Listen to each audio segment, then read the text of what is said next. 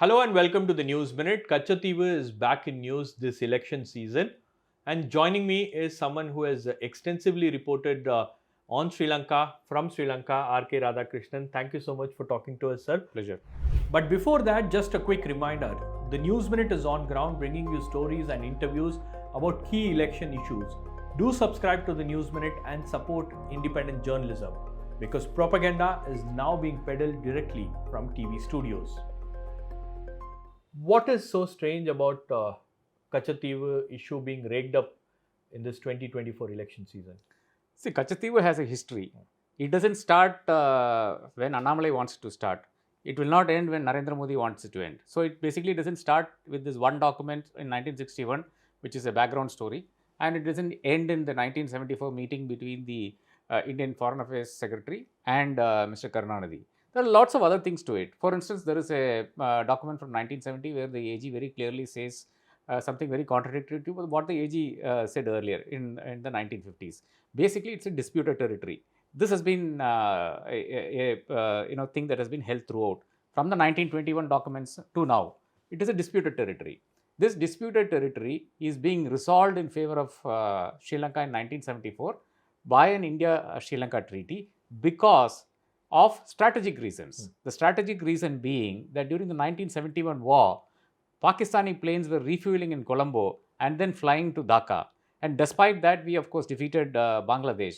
Being in that high, coming out of that war high, Indira Gandhi reached out to Sirimao and told her that, let us resolve the issues between ourselves. You will not let Pakistan refuel or use your place as a base for anything. That thing was resolved. And in return for Katchatheevu, it's a disputed territory. It's not an Indian territory to give away. In return for that, we also got a huge chunk of exploration rights in one part of the bay, and in another part from Kanyakumari, the continental shelf of Kanyakumari, Sri Lanka decided not to contest what India was saying. So basically, we got a lot of things which the Prime Minister has held back. Prime Minister knows this fact, or definitely External Affairs Minister Mr. Jaishankar knows this fact. He is lying when he says that these were the only two things that happened.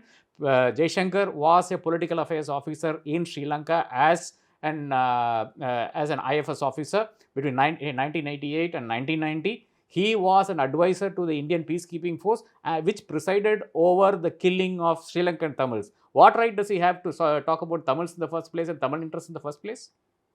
So basically, when Jaishankar himself addresses a press conference and he relies on the same document that was obtained by Annamalai, BJP president, it's a Government of India document. The Government of India is aware of what exactly has transpired, what exactly has happened. So why is this desperate move that is being made to bring Kachchatheevu into focus once again?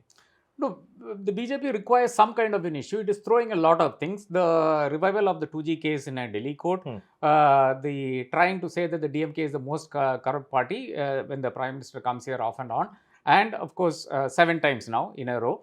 And of course, dynastic party and all those things they're throwing different things at Tamil Nadu, trying to see what works. And nothing has worked so far, including this dynastic, but nothing has worked in Tamil Nadu so far. They're trying one more, throwing one more ball at Tamil Nadu to see if this will work, hoping that the fishermen will be on their side. Now, the problem is that the Prime Minister may not know this because he's from Gujarat. He has very little interest in Tamil Nadu, though he claims that he first came to Tamil Nadu 50 years ago and all of that, that the fishermen are a very dissipated community. They extend from Madras, Royapuram or wherever to even Pulikat or wherever to Kanyakumari, and they do not form a majority in any constituency in Tamil Nadu. This is why the fishermen's issues have been left unresolved. So, bringing Kachchatheevu and conflating it with the fishermen's issue, they try to think as if fishermen will be on the BJP side and fishermen will vote for the BJP. Unfortunately for them, if there is an incident involving a fisherman in Kanyakumari, the fishermen in Pulikat and the fishermen in Royapuram will come to know about it, know exactly what happened. This is the problem in trying to pitchfork Kachchatheevu, because everybody knows no fishing happens around Kachchatheevu. Kachchatheevu is not an issue as far as the fishermen of India are concerned or fishermen of Tamil Nadu are concerned. The most serious issue is about the attacks on Indian fishermen by Sri Lankan forces or by Sri Lankan armed forces or defense forces. What has the government done to stop these attacks? Because that's the question that the fishermen have been asking. Nothing. What government of India should have done is to encourage Indian fishermen, basically Thankachimadam and Mandapam fishermen, to go for deep sea fishing. Now this requires a sea change. Basically, I'll tell you what has been happening so far. There is no fish in Kachchatheevu. From Rameshwaram to Kachchatheevu, there is no fish at all. Nobody fishes in these waters at all. Fishermen from Kanyakumari are the ones who go into deep sea fishing near Diego Garcia and they get caught in all those places and all of that. We have seen that. They are a different breed of fishermen. Multi-day fishing, larger vessels, they stay out in the sea longer times. This Thankachimadam fishermen and the Mandapam fishermen, Thuthukudi fishermen, these are the fishermen who go into the Sri Lankan waters to fish. They fish very close to Sri Lankan waters. I have seen with my own eyes, what looks like entire floating villages out in the sea from Velvetiturai and Jaffna. You can see this very clearly. These are Indian boats, large Indian boats, which are fishing right about a kilometer away from the Sri Lankan shores. This is where they get shot. This is where all the problems begin. Their catch is taken away, their boats are taken away, and the fishermen are jailed.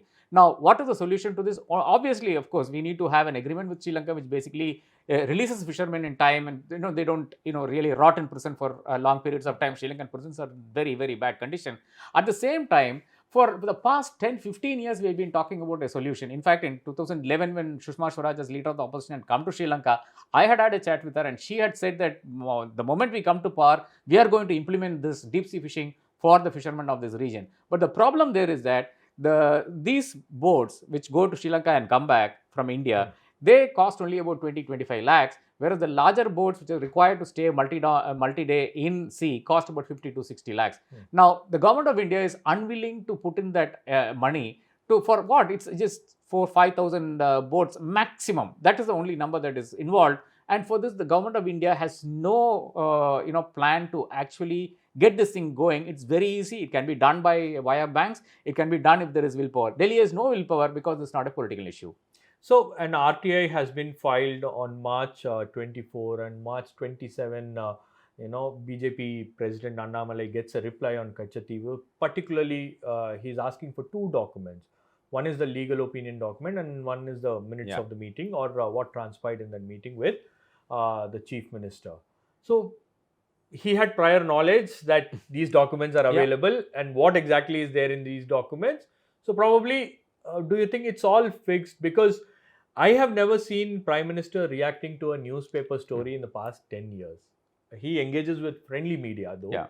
But the sequence of events of how this Kachchatheevu narrative has been brought into this election season is suspicious. Too clever by half. The thing is that, unfortunately for government of India today, that is the BJP of today, it doesn't distinguish between the party and the government. The party is the government is the party, just as we see in the communist era of Soviet Union or wherever. The exact same thing is happening, wherein a local leader from a state who has never won an election, who is not considered even a guy who would fight against Nota, has the influence to reach the Prime Minister and do just as he pleases.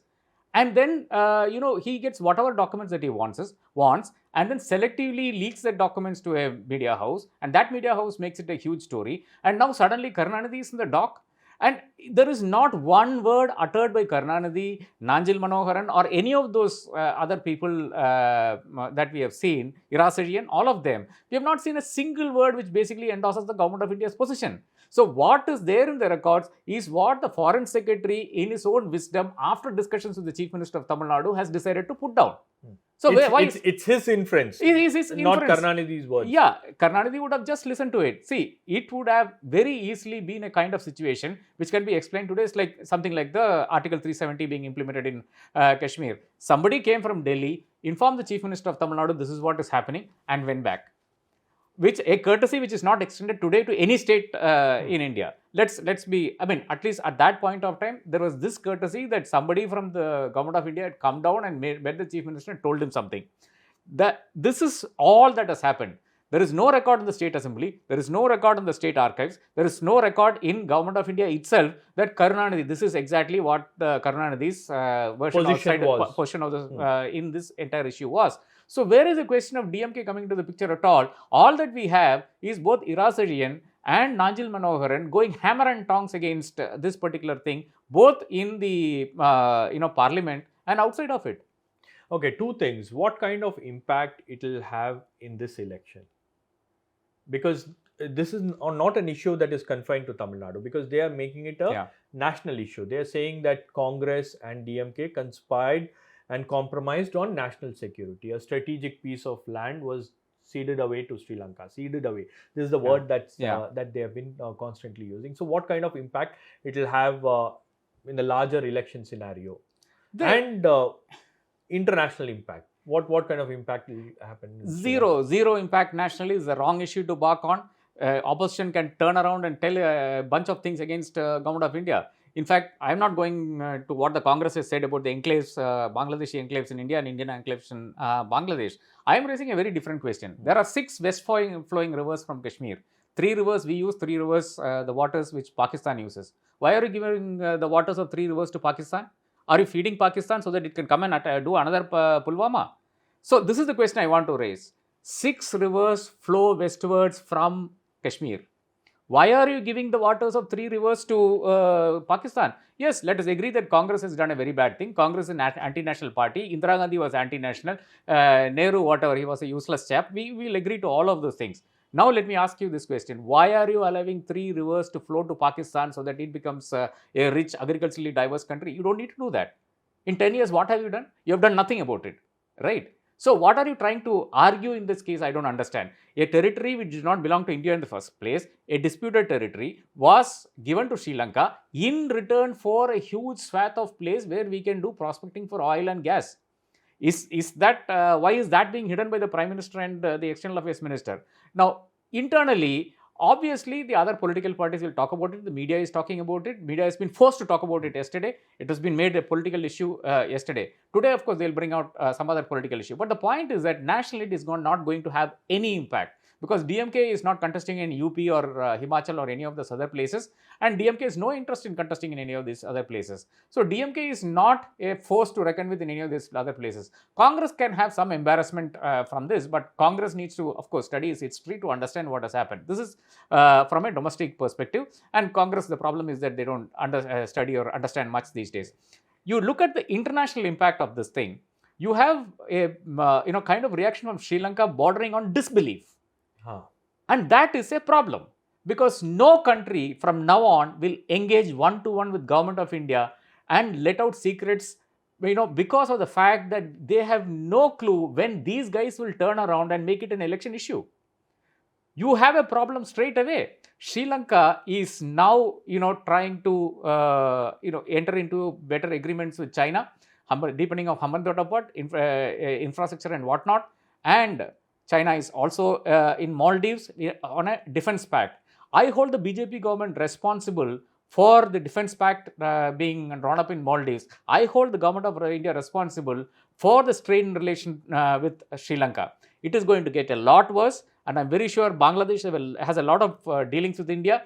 I'm very sure they are very concerned with what government of India has let on at this point of time through the External Affairs Minister. You remember, the External Affairs Minister was sitting in the BJP headquarters and letting these things out, and he has no business doing it, knowing fully well what the history of this entire thing was. Our neighbors are concerned, barring Pakistan. Of course, Pakistan and India has never had a good relationship, but every single neighbor who has banked on India, relied on India, and whom we support in ways that we cannot even talk about in an open forum. They are all concerned about what is going to come out next and what will be made an election issue in India so that the BJP can benefit out of it. So what does this show?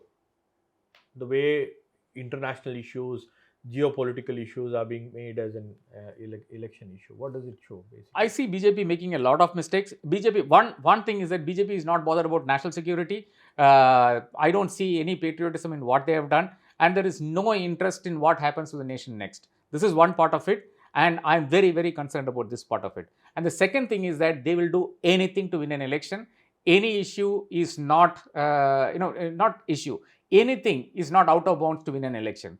That really, really worries me. When the Prime Minister tells a TV channel that my eyes are firmly set on 2047, I worry, because that seems to indicate to me that this is a person who is unwilling to give up his post. Right, sir. Thank you so much for talking to us and putting things in perspective, because this is something that we'll be talking about in the coming days as well, and we'll see what kind of reaction it brings, whether the BJP manages to get some votes in Tamil Nadu by raking up the Kachchatheevu issue. Thank you so much for talking. Pleasure, Shabbir.